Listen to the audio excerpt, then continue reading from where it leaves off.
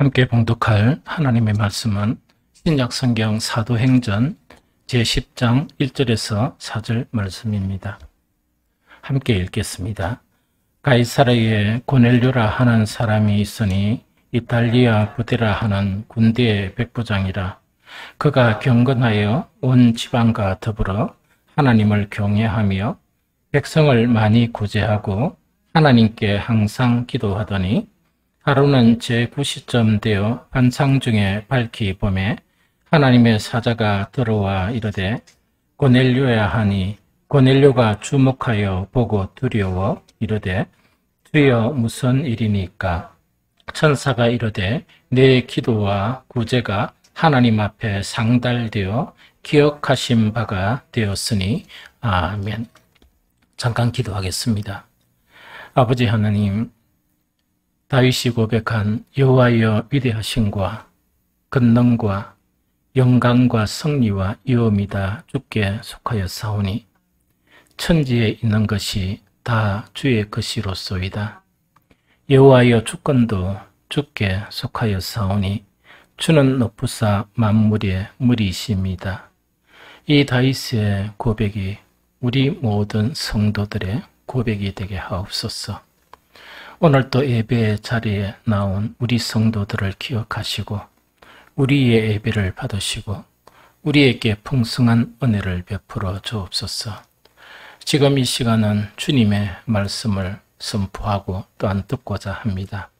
성령님께서 도우심으로 주신 말씀이 우리의 믿음이 되게 하셔서 우리가 주님께 드리는 모든 것들이 주님께 상달되게 하옵소서.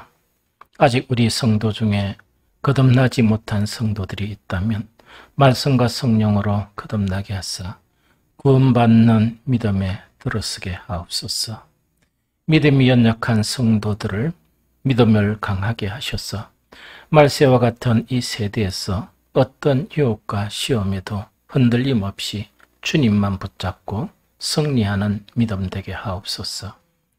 아직 육신과 좌우와 세상의 정욕과 재리의 유혹에 포로가 되어 있는 성도들에게 묶여있는 그 결박들을 끊어주시고 오직 예수 그리스도로 말미암아 하나님의 아들됨이 온전하게 하옵소서. 우리 성도 중에 심령과 마음의 병으로 고통하는 성도들에게 주님의 말씀 안에 거하게 하셔서 참 자유와 주님의 기쁨과 세상에서 얻을 수 없는 평강이 있게 하옵소서. 육신의 각종 병으로 고통하는 성도들에게 지금 이 시간 주님의 능력에 손을 펴시사 모든 병이 깨끗하게 낫게 하시며 남은 일생이 건강하게 하옵소서. 우리 모든 아이들이 믿음으로 자라게 하시고 일용할 양식과 영의 양식을 일평생 풍성케 하시며 넘치는 건강을 주시고 총명함과 지혜를 주셔서 많은 이들을 이끌 머리가 되게 하시고 자라가면서 좋은 동무들을 만나는 복을 주시며 이 세상의 사악한 이론과 사상들로부터 지켜주시고 좋은 동무들을 만나는 복을 주시며 또한 이 세상의 모든 위험과 질병으로부터 눈동자처럼 지켜주시고 보호해 주옵소서. 우리의 청년들이 소망이 산 소망이 되게 하시며 그들의 앞날을 주님께서 열어주셔서 가장 복된 삶을 살게 하시고 존귀한 삶을 살게 하시며 아름다운 가정을 이루게 하옵소서. 우리 장년들과 갈렙과 한나 회원들에게 살아왔던 삶보다 남은 삶을 복되게 하옵소서. 항해 중인 김종효 집사를 위해서 기도합니다. 선장으로서의 직무를 잘 감당하게 지혜와 리더십과 하나님의 은총이 늘 풍성하게 하셔서 선상에서의 모든 일과 선언지를 달 총설하게 하옵시고 다음에 하선할 때는 더 좋은 길을 예비해 주옵소서. 모든 성도들의 믿음이 천국을 소유하는 믿음 되게 하시고 또한 주님의 지상명령을 수행하는 믿음 되게 하옵소서. 예수님 이름으로 축복하고 기도드리옵나이다. 아멘.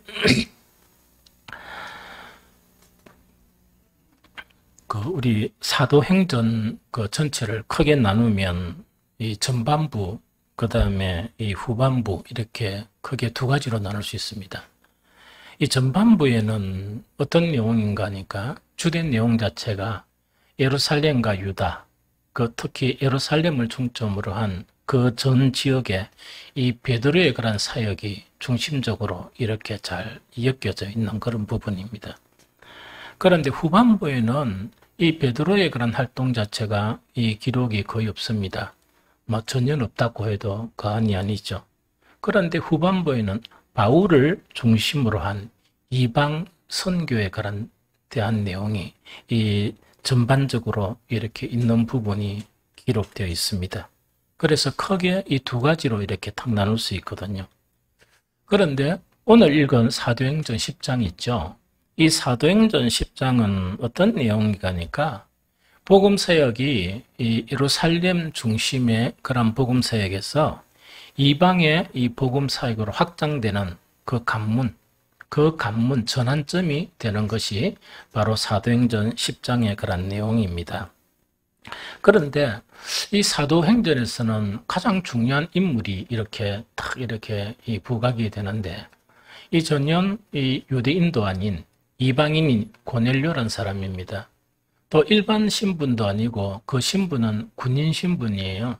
이 군인 신분인 오늘날 같으면 장교예요. 이 장교인 이 고넬료가 이렇게 등장하게 되는데 놀랍게도 사도행전은 28장까지 있거든요. 이 28장까지 있는 사도행전에 거기 한 장 전체, 10장 전체에 고넬료와 그의 가족에 대한 이야기가 대부분으로 시작했다가 끝나는 게 바로 이 사도행전 10장의 그런 내용이다 하는 그 이야기죠. 이 고넬료란 사람이 갑자기 사도도 아닌 사람이 갑자기 이렇게 탁 등장해가지고 어떻게 사도행전 전체에서 한 장 자체가 차지할 만큼 이런 인물로서 쓰임을 받게 되느냐, 이거 자체가 우리가 생각해 봐야 될 아주 중요한 그런 부분이거든요. 이 부활하신 예수님께서 그 제자들에게 지상명령을 내리세요. 이 지상명령을 내리시는데 성경 구절, 이제 두 구절만 보면 사도행전 1장 8절 오직 성령이 너희에게 임하시면 너희가 권능을 받고 예루살렘과 온 유대와 사마리와 땅끝까지 이르러 내 증인이 되리라 하시니라. 그래서 여기서 핵심 내용은 뭐냐니까 앞으로 복음이 예루살렘과 온 유대, 그 다음에 사마리아와 땅끝까지 확장이 된다 하는 그 내용입니다. 그래서 이 확장이 되는데 그 확장하는데 너희들이 그 일을 수행해야 된다 하는 것 자체를 이렇게 그 말씀이에요. 그뿐만 아니고 마태복음 28장 19절에 보면 이 유사한 말씀이 너희는 가서 모든 민족을 제자로 삼으라. 이 핵심 내용이에요. 모든 민족이란 것은 이 예루살렘만 국한되지 말고 또 유대만 국한되지 말고 모든 민족을 이 제자로 삼으라. 이게 지상명령의 핵심 그런 내용이다 하는 그 이야기죠. 그런데 예수님의 지상명령은 갑자기 예수님께서 이렇게 승천하시면서 내리신 명령이냐? 그건 아니에요. 신구약 전체에 보면 이 세상을 향한 분명한 하나님의 목적이 구약 전체에도 딱 이렇게 나타나 있고 신약 전체에도 나타나 있는데 그것 자체를 참 잘 표현한 그런 성경 구절이 디모데전서 2장 4절이에요. 하나님은 모든 사람이 구원을 받으며 진리를 아는데 이르기를 원하시느니라 하는 이 말씀이에요. 하나님의 그런 목적은 뭐냐? 이 세상 전 민족이 이렇게 이 복음을 받아서 구원을 받고 또한 그 남은 인생 자체가 이 거짓이 아니고 진리라는 거는 쉽게 이야기하면 그러니까 정말 참 인생을 살기를 원한다 하는 그런 내용이거든요.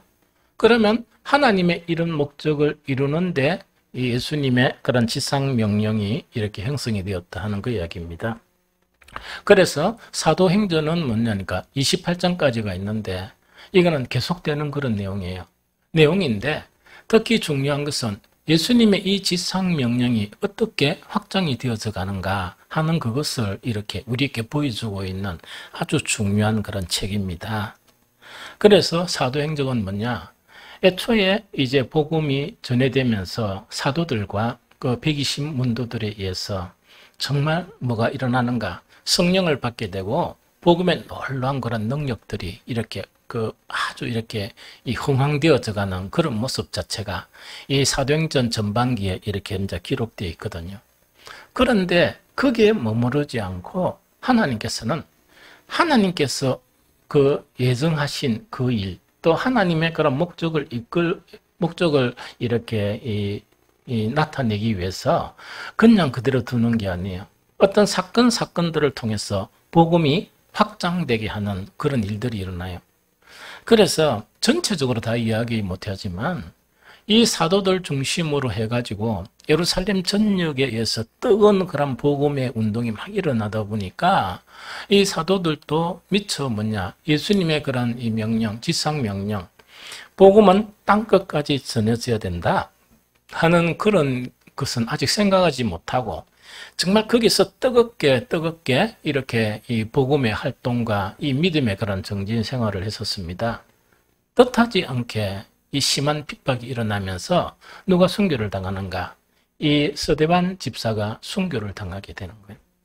이 사건이 일어난 거예요. 그래서 우리가 인생을 살아가면서 어떤 정말 이 신실한 이 안수 집사가 이 순교를 당하게 된다. 이렇게 딱 하면 우리가 보는 관점은 이거는 대단한 이 슬픔이고 이 대단한 참변이고 이런 생각하는데 이 성경 전체에 보면은 하나님이 일하시는 한 과정 속에 그 일이 나타나요. 그래서 스데반의 순교를 통해서 그 예루살렘 전역에 국한되어 있던 모든 그런 믿음의 사람들이 단지 사도들만 거기에 남고 모두가 흩어지는 사건들이 일어납니다. 이렇게 그 속에서 이 신앙생활을 못하는 거예요. 그러면 우리는 재앙이라 생각하는데 재앙이 아니고 흩어진 그 사람들에 의해서 예수님의 지상명령을 수행하는 그것 자체가 나타나요. 그래서 대표적으로 이렇게 쓰임을 받았던 사람이 역시 안수집사예요. 그래서 성경에서 안수집사는 대단한 직분입니다. 아주 대단한 직분입니다. 이 놀라운 일들을 행하는 그런 직분이거든요. 그래서 그 안수집사 중에서 빌립이라는 집사가 정말 예루살렘에 있지를 못하고 어디로 가느냐? 이 사마리아로 이렇게 피신해 가는 거예요. 사마리아에서 피신해 가면서 주님의 지상 명령을 수행하는 거예요. 복음을 막 전하는 거예요. 복음을 전하다 보니까 이 소문 자체가 이렇게 좋은 소문이 누구들에게 전해드리느냐? 예루살렘에 있는 사도들에게 이 소식이 전해드리는 거예요. 그러다 보니까 사도들이 가만히 있을 수가 없죠. 가만히 못 있다 보니까 어디 가느냐? 사마리아에 파송이 되는 거예요. 뭐 하기 위해서? 정말 그런 일이 일어났는가? 참 복음의 일이 일어났는가? 그거 확인하기 위해서요. 그래서 이 두 구절을 보면 사도행전 8장 14절에 예루살렘에 있는 사도들이 사마리아도 하나님의 말씀을 받았함을 듣고 베드로와 요한을 보내매 이렇게 되어 있죠. 이미 예수님은 이 복음이 땅끝까지 사마리아에 건너가고 사마리아에부터 땅끝까지 전해진다 했는데 아마 그것을 확신하지 못했던 것 같아요. 그런데 이렇게 예루살렘만 이렇게 아주 국한되는 걸로 생각했는데 사마리아도 동일하게 이 일이 일어난다니까 이 사도들이 이제 급하게 파송을 낸 거예요. 파송을 탁 해가지고 그 다음에 해본 결과 사도행전 8장 17절에 보면 그때 파송된 사람이 베드로와 요한입니다. 이 파송된 이 두 사도가 이제 그 결과물을 이야기하는데 그게 사도행전 8장 17절입니다. 이에 두 사도가 그들에게 안수하며 성령을 받는지라. 이 이후에 성령을 받는지라 성령에 대한 부분이 부각되어 있어요. 그럼 이거는 뭔 이야기인가 하니까 이 이야기입니다. 애초에 복음이 전해지죠. 이 복음이 전해지다면 복음이 전해지고 정말 각처에 전해지다 보니까 뭡니까? 이렇게 좀 이렇게 흉내내는 사람도 있고 어떤 교회는 복음을 이용하는 사람도 있겠죠. 그런 사이비도 있고 막 있을 수 있을 거 아닙니까? 그래서 이들이 참 믿음의 대열에 들어갔는가 안 들어갔는가를 무엇으로 분별하는가? 성령을 받았는가 받지 않았는가 그것으로 분별해요. 그래서 자기들은 뭡니까? 이 120문도가 마가의 다락방에서 막 열정적으로 기도하다 보니까 예수님께서 약속한 성령을 이렇게 받았거든요. 받으면서 복음이 확장되고 믿음이 정진되는 그런 사건이 일어났거든요. 그 핵심되는 해답 자체가 성령이에요. 그래서 정말 베드로와 이 요한 자체가 다 가서 확인해 보니까 이 사마리아에도 이 자기들은 도저히 생각하면서 설마 사마리아에 복음이 전해지고 이 사마리아에도 성령이 이렇게 나타나겠는가 이렇게 생각했는데 놀랍게 복음을 통해서 성령을 받는 그런 사건이 자기 눈으로 확인되는 그 부분입니다. 그러면 예수님의 말씀이 그 예루살렘과 온 유대와 어디까지 간다고요? 사마리아. 즉 사마리아에도 이제 복음 자체가 확장되어지는 그런 일들이 일어나요. 그러면 사마리아에도 일어나니까 또 어디에 일어나야 됩니까? 이제 온 세상에 이 복음의 그런 물결 자체가 일어나야 되죠. 일어나야 되는데 오늘 사도행전 10장은 그 어떤 내용인가 하니까 사도행전 10장은 가이사라에 사는 로마 백부장, 로마 백부장인 고넬료와 그 가족의 이야기가 이렇게 있는 거예요. 그러면 여기서 지역이 왜 중요한가 하니까 이 가이사라는 지역 자체가 상당히 중요합니다. 이 가이사라는 뭐냐니까 이 팔레스틴에 있죠. 팔레스틴이라는 것은 옛날에 남쪽 유다, 예루살렘, 그 다음에 북이스라엘이 포함된 그 전역을 이야기합니다. 전역 자체를 이야기하면 가이사라는 어디 있는가? 북서쪽, 즉 해안가에 있습니다.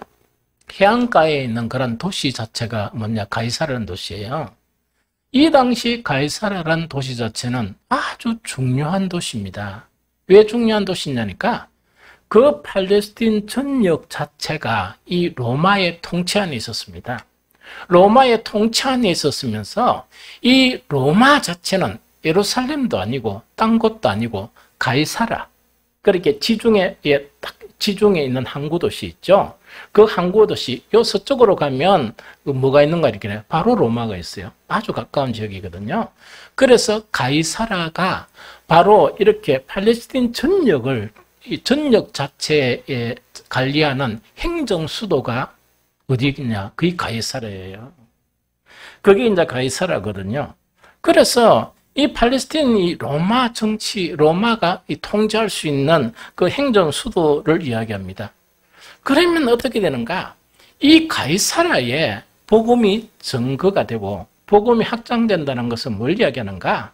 로마뿐만 아니고 전 세계 전역에 복음이 퍼져나간다 하는 그 내용이에요. 그래서 가이사라는 뭐냐? 전 세계 복음이 퍼져나가는 관문 자체가 바로 어떤 지역이냐? 가이사라예요. 좀 이해가 됐죠?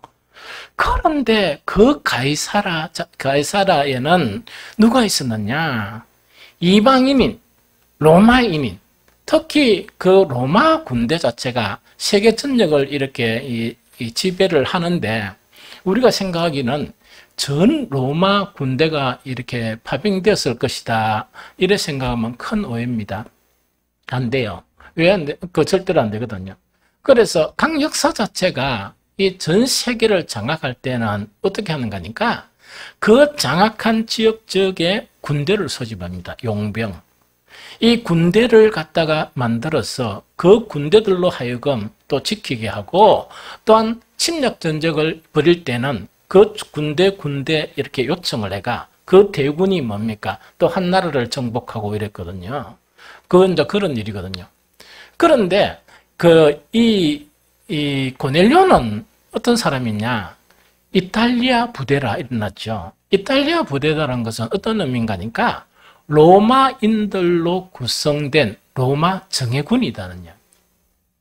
로마인들로 구성된 로마 정예부대인데 그 부대 중에서 백부장이라는 것은 뭐냐?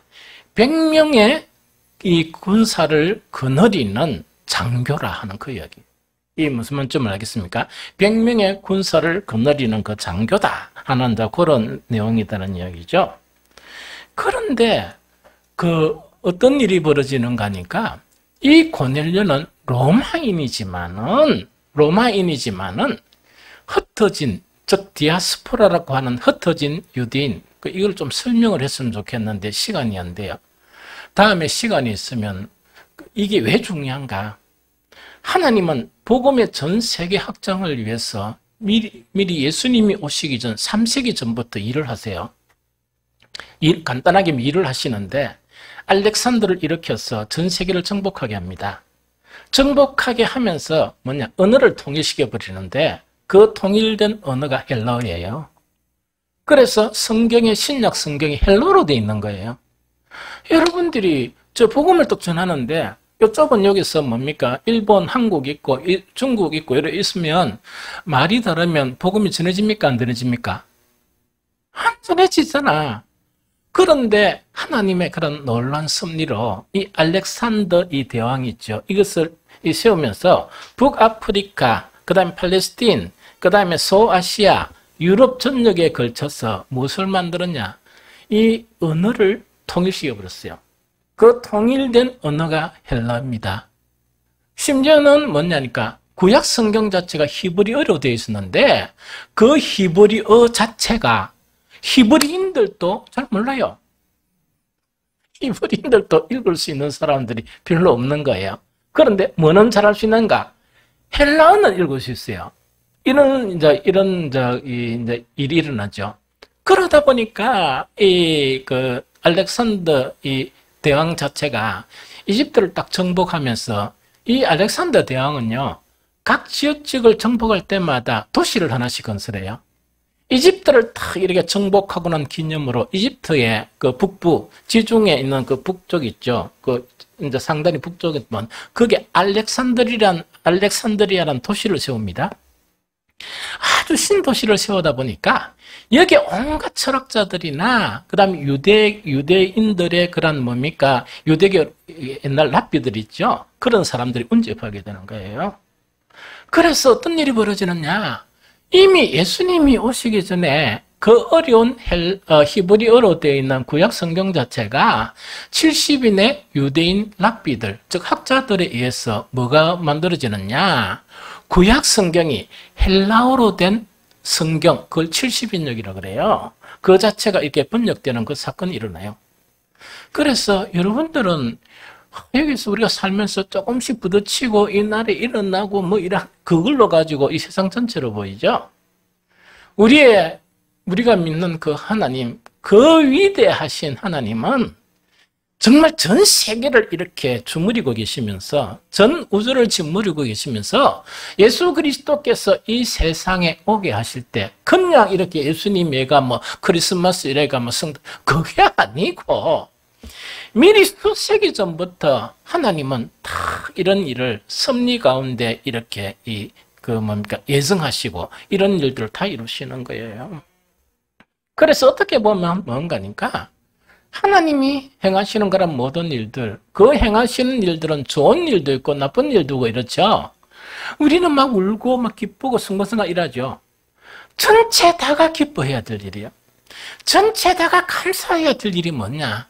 하나님은 모든 민족이 구원을 받는 것이 하나님의 목적인데 그것을 위해서 하나님은 하나님의 일을 이렇게 하시는 거예요.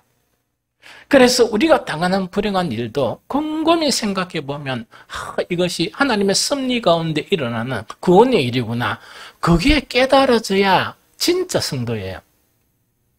그게 깨달아지고 막 감사하고 이래야 그게 참 성도예요. 그런데 조금 이렇게 좀 그렇지 않은 사람들은 보면 순간순간 막 슬펐다가 막 한 번은 지옥 갔다가 한 번은 천국 갔다가 왔다 갔다 한 거 있죠. 그게 요동하는 성도. 좀 이해됩니까? 좀 이야기가 너무 길었네요. 그런데 이 가이사라 자체가 이 복음의 관문이 되게 하는데 한 특별한 사람을 하나님이 세우시는데 그 특별한 사람이 누구냐? 고넬료예요. 이해됩니까? 그 고넬료입니다. 고넬료를 세우는데 그 고넬료가 기도하는 가운데 베드로가 기도하는 가운데 성령께서 역사하셔서 이 동일한 기도, 즉 너 두 사람은 만나야 된다 하는 것을 이렇게 기도를 통해서 이렇게 말씀해 주시는 거예요. 그래서 이 두 사람이 만나게 돼요. 그런데 고넬료는 그때 어떤 사람이었냐? 아까 이야기했다시피 디아스포라다가 이런 이야기가 됐죠. 디아스포라 자체는 예수님이 오시기 전 700년 전에 어떤 사건이 일어나는가? 남쪽 유다가 멸망하게 되면서 모든 예루살렘은 말까 폐허가 되면서 모든 유대인들은 이렇게 대부분 다 죽임을 당하고 살아남은 유대인들은 유럽, 지금 유럽 또 뭡니까 어디 팔레스틴 거기도 있고 그다음에 소아시아, 아프리카 전역으로 흩어지게 됩니다. 그 흩어진 사람들을 디아스포라라고 그래요. 그런데 이 흩어진 유대인들은 어떻게 하는가? 그들의 모든 신앙은 성전 중심이었어요. 이 예루살렘 성전 중심이었는데 예수님의 예언이 뭡니까? 이 성전은 돌 위에 돌 하나도 남김없이 무너지리라 하는 그 예언 70년 후에 예루살렘 성전이 없어져 버립니다. 성전 중심의 신앙이 안 되다 보니까 이들은 무엇을 택하는가? 각 지역에서 이 유대인들은 10명만 있으면 뭘 세우는가? 회당을 세우는 거예요. 그래서 성전 중심에서 회당 중심의 그런 생활권으로 바뀌게 되는 거예요. 그런데 놀랍게도 뭐냐? 초기 기독교의 복음 자체가 어디에서 전해지는가? 회당에서 전해져요. 참 하나님의 섭리가 놀랍죠. 즉 복음 전하는 자리에 가면서 뭐냐니까 이 빌립보 교회에서는 회당이 없어가 어디에서 강가에서 이렇게 해가지고 한 여자를 만나게 되는 거. 그게 이제 빌립보 교회 시작이라. 그런데 대부분은 뭐냐? 유대인들이 거주한 곳에는 복음을 전할 수 있도록 회당을 탁 만들어가지고 그 회당에 들어가서 이 성경 가지고 풀어주면 돼요. 성경 구약을 가지고 예수 그리스도를 증거하는 그런 일들을 통해 가지고 뭡니까? 이렇게 복음이 전거되도록 이렇게 된 거예요. 이해됩니까? 여기서 고넬료라는 사람은 어떤 사람인가니까 그 유대교를 하다 보니까 유대교 사상 자체를 받아들인 거예요.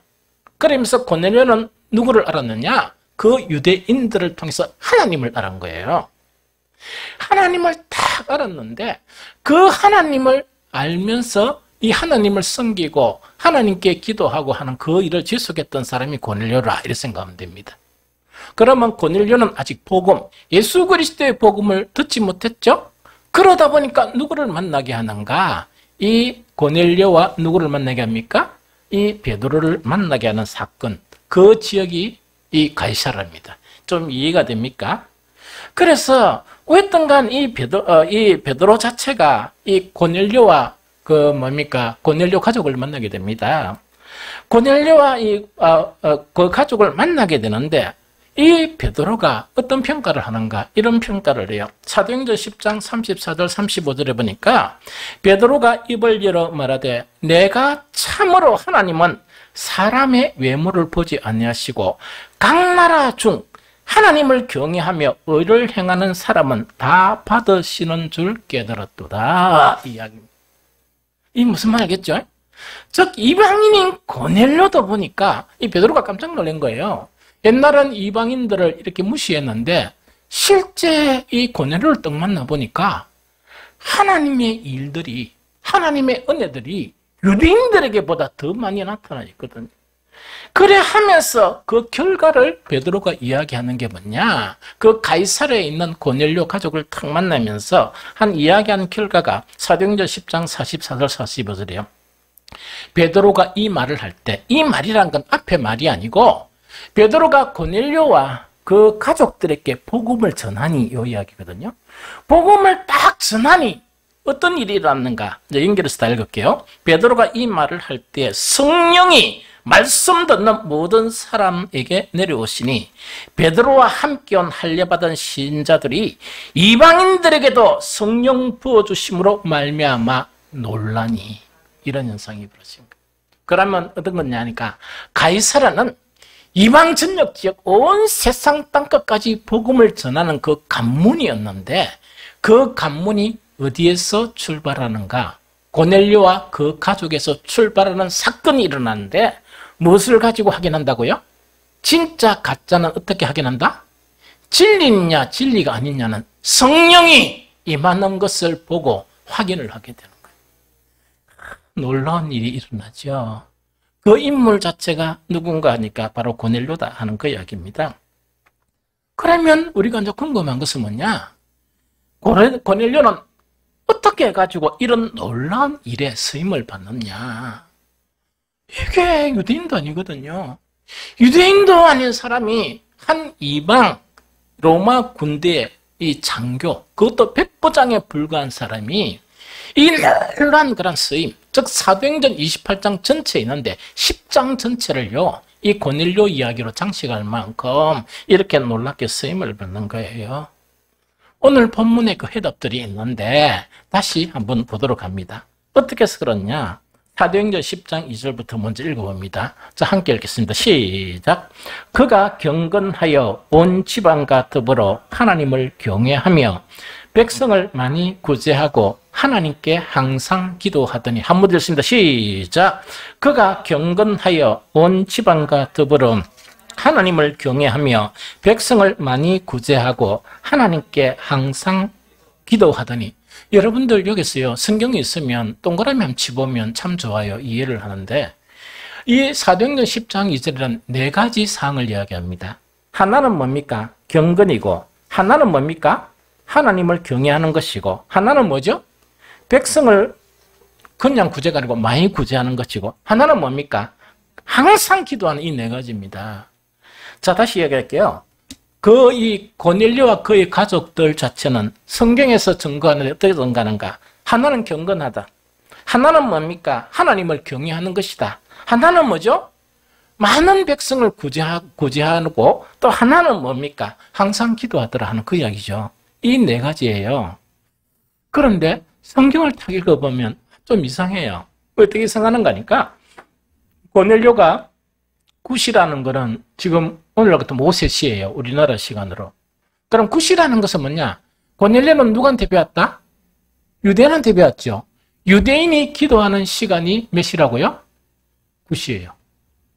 기도하는 시간 중 하나가 굿이란 말입니다. 그래서 유대인한테 배워가지고 그 굿시에 이렇게 기도하는 그런 가운데 딱 있다 보니까 그때 기도하면서 뭔가니까 환상을 보는 거예요.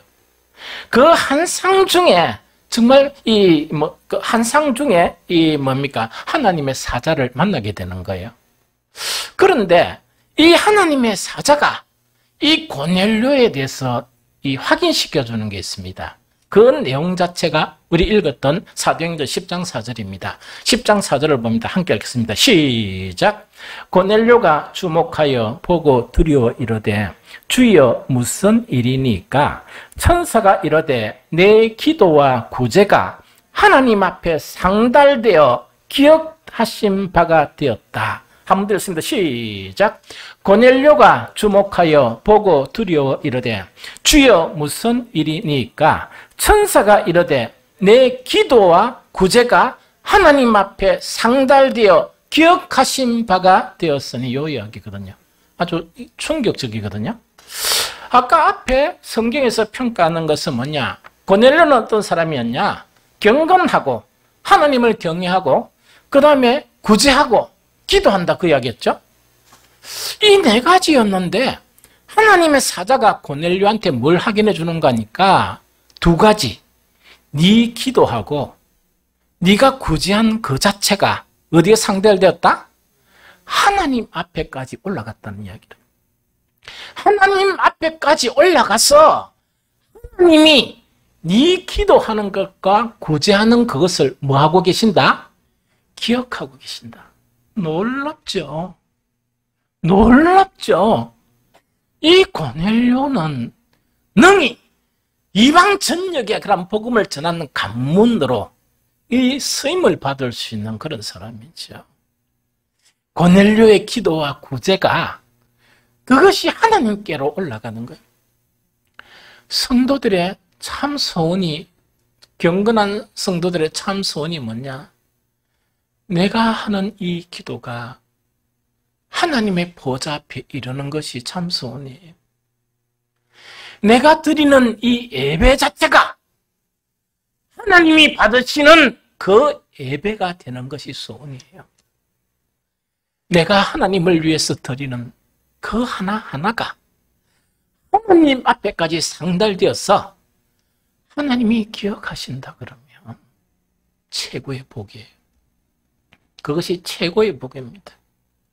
그런데 우리가 기도를 만약에 하게 되면 성전 요 밖에까지도 못 나간다. 여기서 맴돌다가 없어질 뻔다 하면 참 불행하죠. 고넬료의 기도는 하나님 앞에까지 상달되고 고넬료의 모든 구제 자체가 하나님 앞에까지 상달되었다 하는 그거를 이야기합니다. 그럼 여기서 참 중요한 것은 뭐냐니까 이 이야기거든요. 아니 성경에서 평가하는 것은 4가지를 평가했는데 왜 2가지를 가져가 버리고 또 하나님께 상달된 것은 기도하고 구제만 상달되었는가 이야기죠. 그거는 이런 이야기입니다. 자 보세요. 우리의 기도와 우리의 구제 자체가 하나님께 상달되고 하나님께 기억되신 바가 되려고 그러면 이 기도와 구제 자체는 어떤 바탕 위에 형성이 되어야 되는데 그 바탕 2가지가 하나는 경건이고 하나는 하나님을 경외합니다 한 그 이야기. 하나는 경건이 있어야 되고 하나는 하나님을 경외하는 것 자체가 그 사람 안에 있어야 그의 구제와 그의 기도가 능력이 있어서 하나님께까지 상달되는 거야. 그것뿐만 아니고 하나님께 기억이 된다 하는 그 이야기입니다. 그러면 왜 하필이면 기도와 구제입니까? 이걸 이제 이 이유를 알아야 되겠죠. 예수님 당시 3세기 전부터 회개운동이 일어났습니다. 유대사에 다시 율법으로 돌아가자 하면서 경건파들이 생겼는데 오늘날 우리가 바리새인들 욕하죠. 그런데 이 사람들 어떻게 출발했냐? 이 선지자도 끊어졌고 했으니까 우리가 스스로 자정해서 우리가 스스로 율법으로 돌아가자 이 운동을 벌였어요. 그래서 바리새인들을 원래 경건주의자라고 그래요.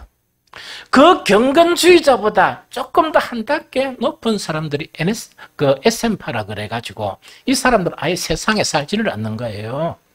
이 오늘날 같으면 기도원이나 수도원에서 집단 생활을 하면서 오로지 하나님만을 바라보는 그런 사람들이었어요. 좀 이해됩니까? 그러면서 영적인 부분들을 이렇게 이끌어 나가는 그런 상황이었거든요.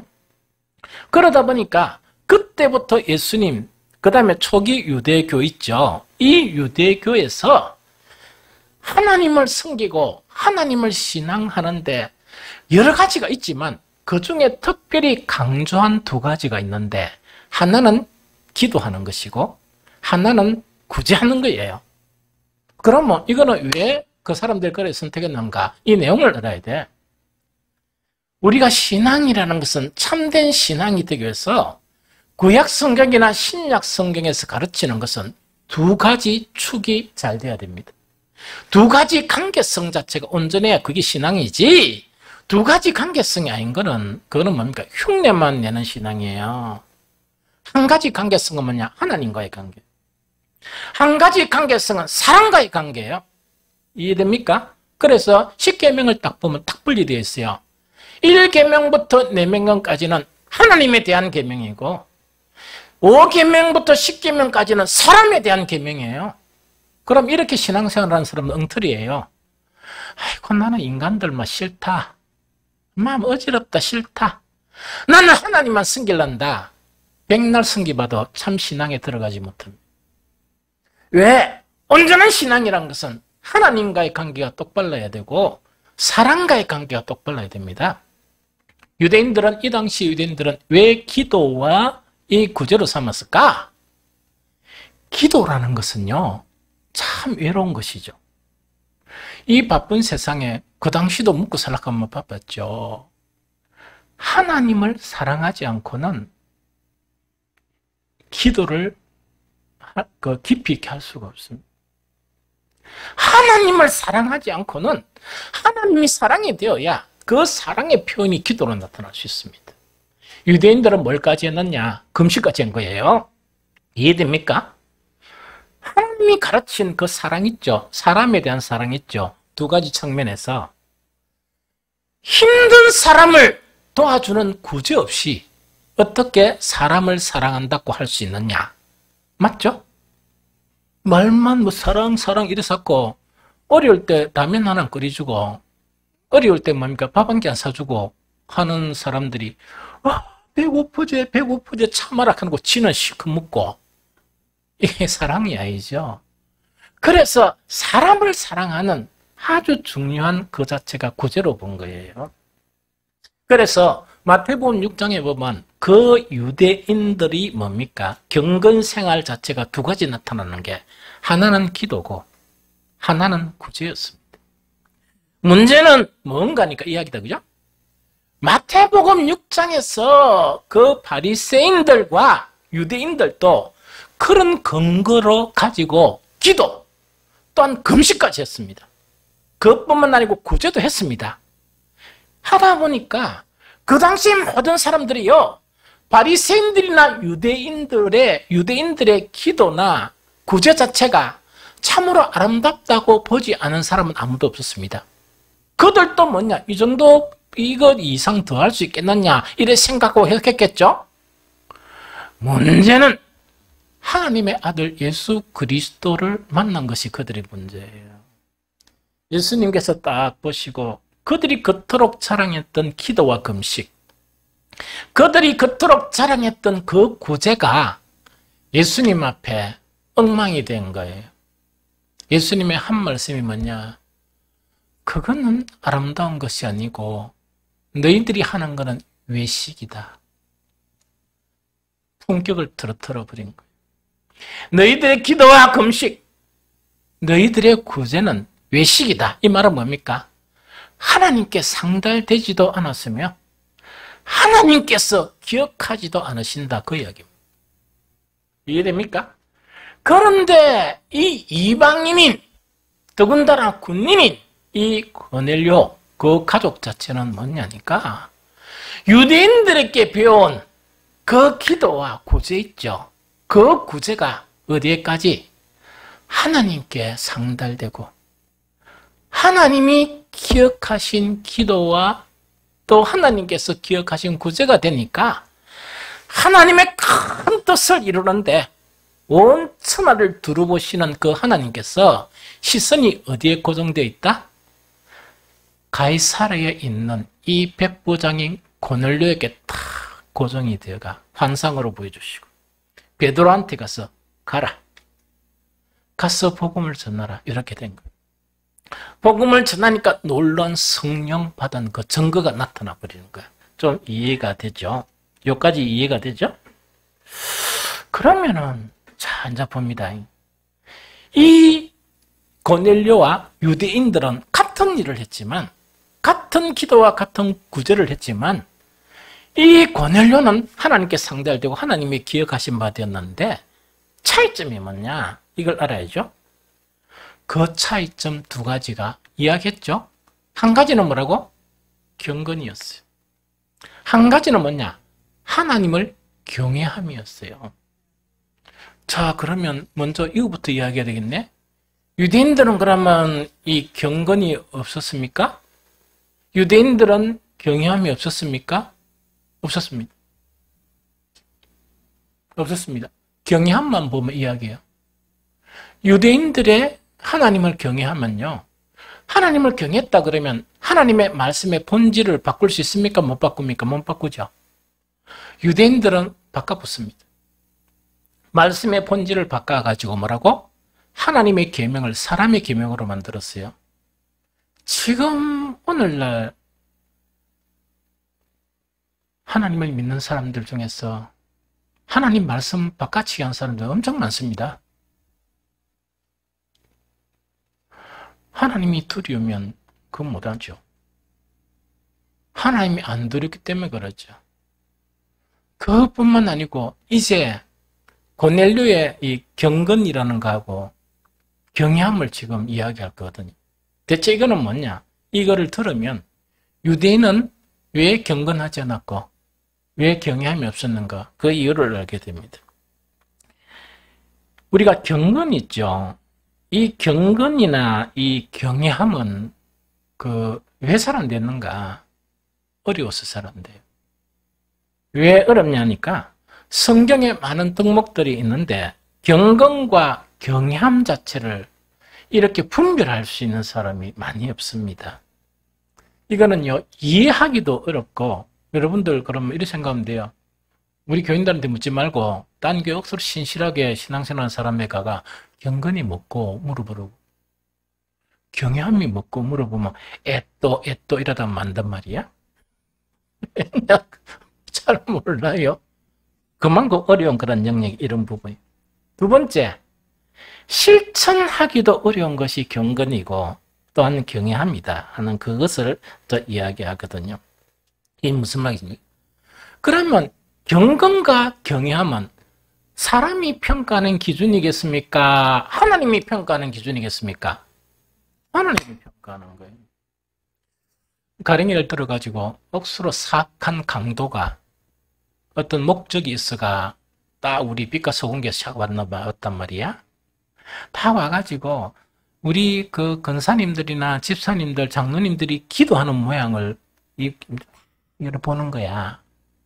딱 봐가지고 그대로 갑자기 새벽 기도 나오고 막 온갖 수요 기도에 금요 기도에 예배다 참석해가 똑같이 하는 거야. 똑같이 해요. 그럼 어르숙한 우리 우리 성도님, 아주 착한 우리 성도님들은 뭡니까? 목사님 경사나세요. 뭡니까? 막 이런 귀한 일꾼을 보내주시고 이러죠. 목사가 보는 반쪽에는 아직 도둑놈인데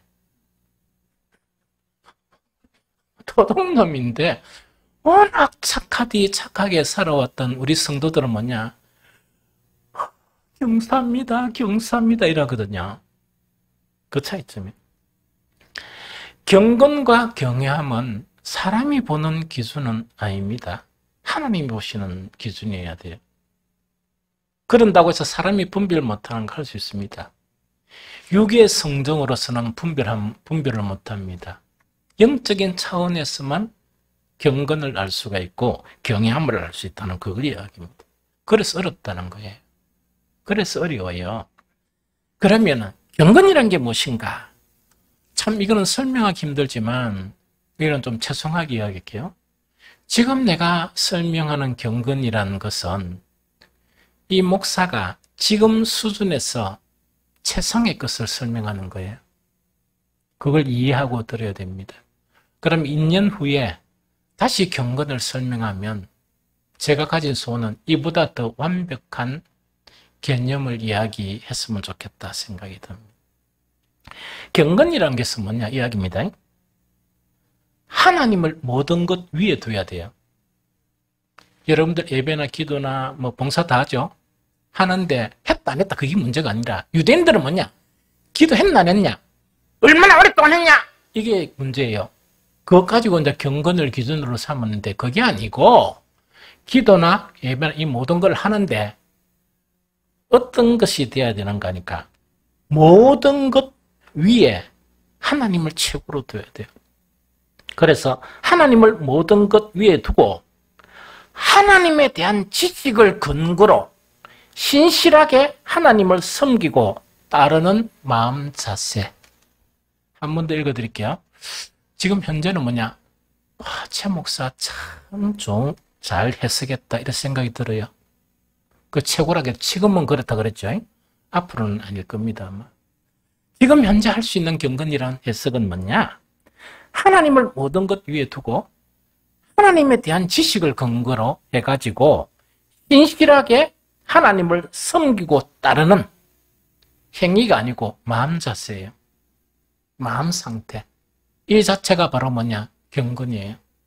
그래서 이런 상태가 되어서 기도가 되고 봉사도 되고 예배 드리는 거 이게 하나님께 상달되는 거예요. 그럼 성경에서 경건을 잘 표현한 것이 뭐냐? 왜 목사가 이런 정의를 내렸을까? 이제 성경의 사진을 봅니다.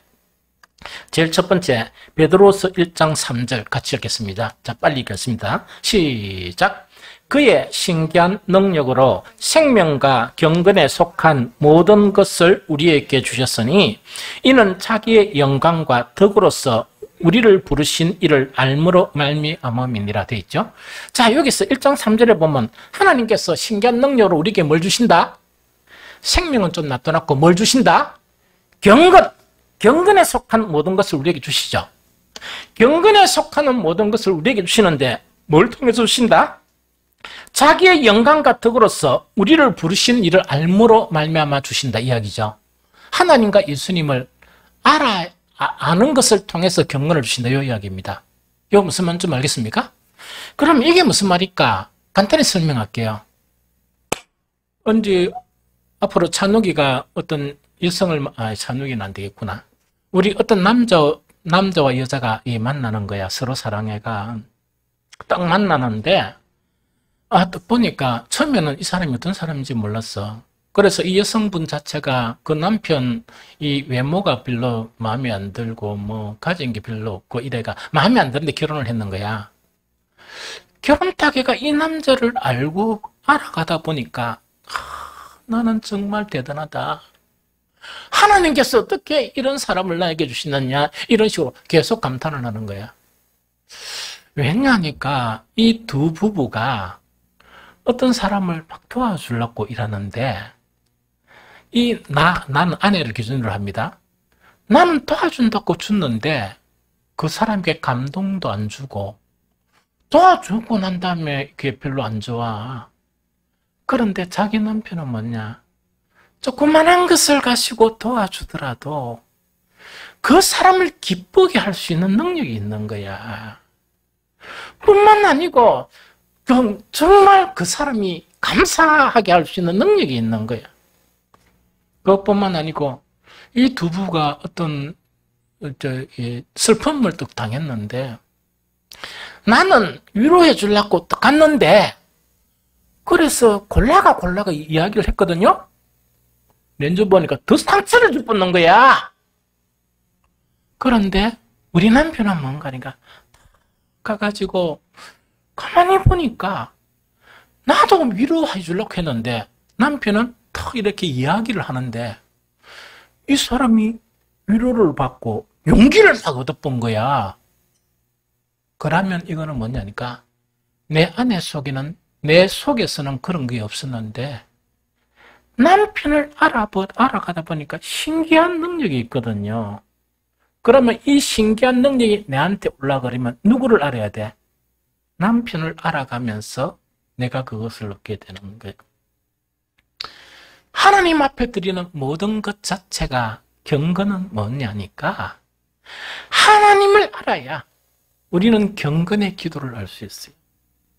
하나님을 알아야 하나님이 받으시고 기억하시는 그 예배를 들을 수가 있어요. 이해됩니까? 그걸 이렇게 이야기하는 거라. 그래서 경건이란 하나님을 모든 것 위에 놓고 하나님에 대한 지식을 근거로 이렇게 이야기죠. 이걸 이야기합니다. 두 번째 뭐냐니까 참 경건이 일어나려 그러면 육의 성품, 우리가 가진 육의 성품이 있죠. 이거는 백날 해봐야 안 됩니다. 아까 이야기한 뭐냐? 도둑놈이 도둑문 심어가지고 기도하는 요령만 다 가지고 사람들을 속이는 거야. 경건한 척. 그러고 그게 경건한 기도냐? 아닌 거예요. 그와 마찬가지라. 우리의 육의 성품에서 신성한 성품에 참여해야 경건이 생겨요. 베드로서 1장 4절 함께 읽겠습니다. 베드로서 1장 4절. 자, 시작. 이로써 그 보배롭고 지극히 큰 약속을 우리에게 주사 이 약속으로 말미암아 너희가 정욕 때문에 세상에서 썩어질 것을 피하여 신성한 성품에 참여하는 자가 되게 하려 하셨으니 이게 경건과 연결된 거예요. 경건과 연결된 거예요. 그럼 참 경건이 일어나려 그러면 우리 속 사람 자체가 뭐가 없어져야 돼? 이 세상에 썩어질 육의 성정이나 정욕이 없어져야 그러면서 신성한 성품에 참여해야 우리의 기도와 우리의 찬양과 우리가 주님 앞에 드리는 모든 것들이 뭐냐? 경건하게 하나님이 받으시는 것이 될 수 있어요. 진정한 경건의 기도가 될 수 있고 그렇다는 이야기죠. 그 다음에 경건이란 것도 뭐냐? 여러 가지 덕목들 위에 경건이 세워져야 되지 그런 덕목이 하나도 없이 눈치만 딱 보고 하다가 요래 기도하구나 해가지고 흉내내는 거, 그거 절대로 경건한 기도가 안 됩니다. 베드로서 1장 5절 6절 읽어봅니다. 베드로서 1장 5절 6절. 자, 시작. 그러므로 너희가 더욱 힘써 너희 믿음의 덕의 지식을, 지식의 절제를, 절제의 인내를, 인내의 경건을 되죠. 경건이란 것은 어떻게 형성이 되는가? 자죠. 하나님과 예수 그리스도를 알아야 된다. 두 번째 뭡니까? 우리 안에 있는 육의 성정 자체를 버리면서 신성한 성품에 참여하면서 그런 성품을 가져가면서 경건이라는 게 나온다는 이야기고, 세 번째 뭐냐? 여러 신앙의 덕목들이 함께 어우러진 그것을 기초로 해서 나온다. 첫 번째가 믿음이고 두 번째 덕이에요. 덕이라는 것은 뭐냐? 쉽게 이야기하면 남의 유익을 위해서 살아가는 심성을 이야기합니다. 내가 아니고 남을 위해서 살아가는 그 심성을 이야기하고, 지식은 약간 이야기했죠. 절제라는 것은 뭐냐니까 이거를 이야기합니다. 과하지 않은 것. 과하지 않는 것도 이야기하지만 육체로 가고자 하는 것을 막는 것, 그게 이제 절제입니다. 그러면서 이 절제, 인내 이런 것들이 형성되면서 뭐가 나타난다? 경건이라는 것이 나타나게 돼 있다는 그 이야기죠. 이해가 되죠? 자, 이걸 이야기합니다. 이렇게 형성된 경건이 있죠. 형성된 경건, 하나님을 모든 것 위에 놓고 하나님에 대한 지식을 근거로 신실하게 하나님을 섬기고 따르는 마음의 자세, 이것이 우리 속에 형성이 되면서 우리가 드리는 예배, 우리가 드리는 기도, 우리가 하나님을 위해서 드리는 모든 헌신들 자체는 이것이 되어져 가면서 하나님께 상달되어지고 하나님께 기억하신 바 되어진다 하는 그것에 대한 부분입니다. 그래서 정말 지금까지도 우리가 그랬지만 우리가 더 경건하게 되었어. 우리의 기도나 우리의 모든 예배나 우리가 주님 앞에 드리는 모든 것이 늘 하나님께서 이렇게 받으시고 하나님께서 기억하신 바 되는 그런 믿음이 되시기를 예수 그리스도 이름으로 축복합니다. 두 번째, 경외함이죠. 간단하게 이야기해요. 경외함도 무척 어렵습니다. 경외함이라는 것은 뭐냐 이야기입니다. 하나님에 대한 두 가지 감정을 이야기해요. 하나는 무한히 존경하는 감정, 하나는 뭡니까? 무한히 두려워하는 감정. 이 두 가지가 복합된 것을 경외함이라고 그래요. 이해가 됩니까? 이 경외함에 이르기도 얼마나 어려운가. 잠언 1장 7절에 봅니까? 1장 7절 같이 읽어볼까요? 시작. 여호와를 경외하는 것이 지식의 근본이거늘 미련한 자는 지혜와 훈계를 멸시하느니라 이야기죠. 하나님의 지식의 출발, 하나님의 지식의 본질이 뭐냐? 우리에게 뭘 가르치느냐? 인생은 하나님을 경외해야 된다. 그게 핵심이라는 이야기. 그럼 다시 이야기하면 뭐냐? 하나님을 경외하는 도를 깨닫지 못하면 그 많은 지식이 본질적인 지식입니까? 껍데기란 말입니까? 그 이야기입니다. 이 무슨 말 알겠죠? 그러면 경외함이란 게 뭐냐? 이거는요, 다른 설명 못하고 고넬료를 통해서 그 하나님이 인정한 경외함, 그것만 알아봅니다. 이 무슨 말 알겠죠? 자, 봅니다. 고넬료는 누구였다? 군인이었죠. 군인이었는데 사병이 아니고 뭐라고요? 장교였습니다. 그래서 오늘날 같으면 이 소대장은 아니고 한 중대장급 되는 그런 이 장교였습니다. 이 장교인데 특히 이 고넬료는 어떤 부대 소속이라?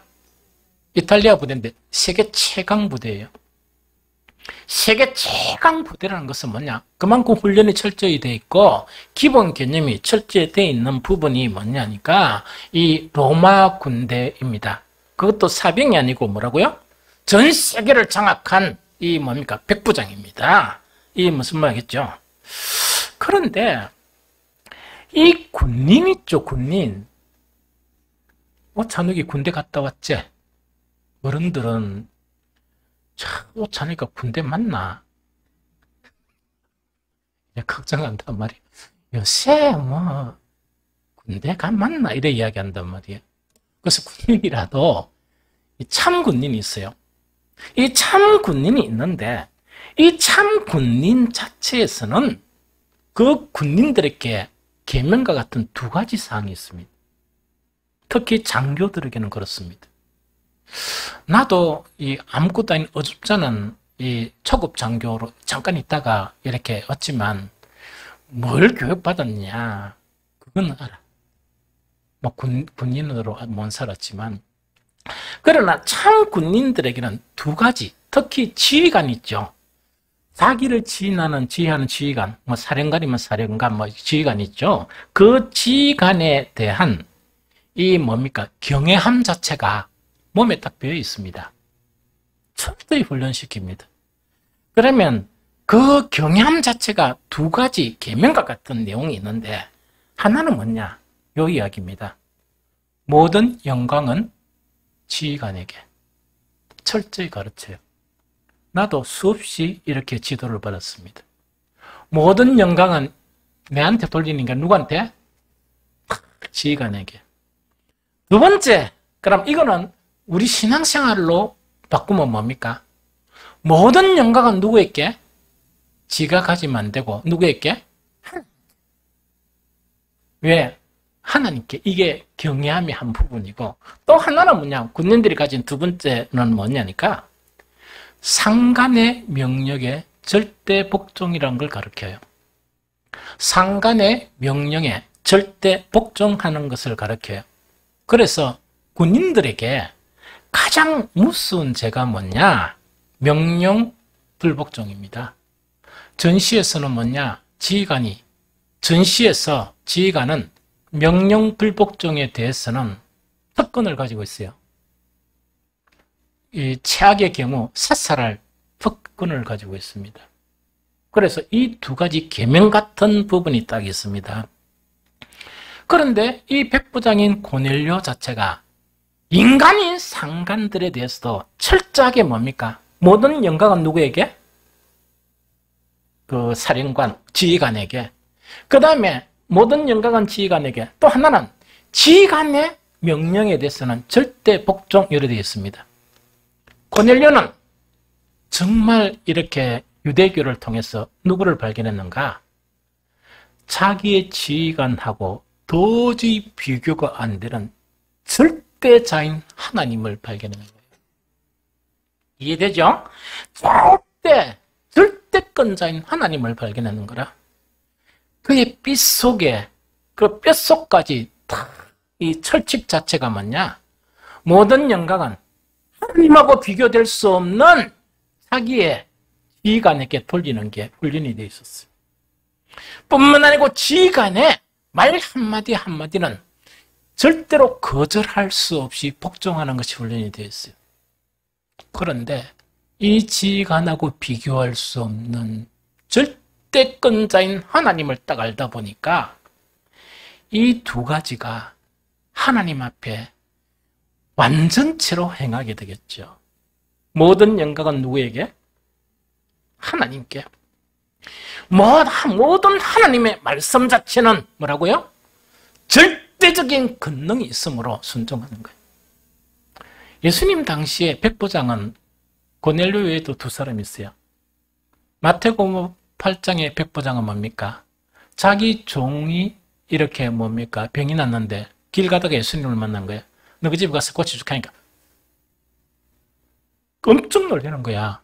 놀란 게 뭡니까? 예수님 오시면 귀찮아서가 아니고 어떻게 추한 우리 집에 위대하신 주님께서 오신단 말씀입니까?